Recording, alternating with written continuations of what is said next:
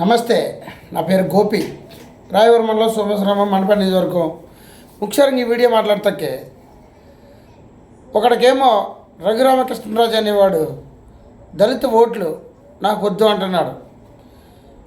ఒకరు ఈ దేశ ప్రధానమంత్రి దళితులకి రిజర్వేషన్లో తీసేయాలి అనిపిస్తున్నాడు.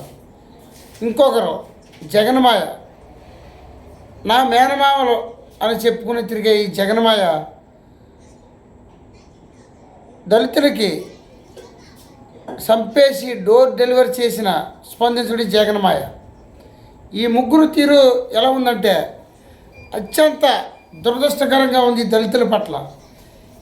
ఎస్సీల మీద ప్రేమ గారుతున్నట్టు నాటకం ఆడి జగన్మాయ ఈ రాష్ట్రంలో అతనికి అధికారం పోయిన కాడి నుంచి బోర్డు సంఘటనలు జరిగినాయి.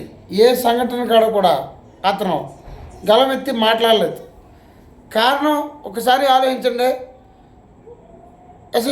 ఎస్సీ సోదరులారా. ఈ దేశ ప్రధాని ఈ మూలవాసులైన ఎస్సీ సోదరుల మీద చూపించే కపట ప్రేమ చూడండి. ఈ రఘురామకృష్ణరాజు అనే సన్నాసి అని ఎందుకంటున్నామంటే ఈ దళిత ఓట్లు వద్దని చెప్పేంత మొగోడి కింద మారాడు.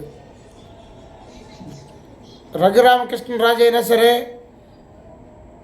మాజీ సీఎం జగన్మోహన్ రెడ్డి అయినా సరే, ఈ దేశ ప్రధాని అయినా సరే, ఎవరైనా సరే దళిత వాడల్లో జెండా కట్టిందే, దళిత వాడల్లో జెండా పట్టుకుని సొక్కాయ గుండీలిప్పి నిలబడి పార్టీ జెండా మోసేది దళితులే.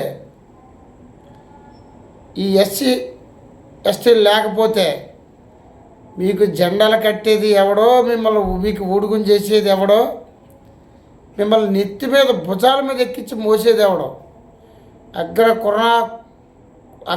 కులాలు ఎవరు కూడా మీకు జేజేలు కొట్టే కార్యక్రమం ఎవరో పెట్టరు.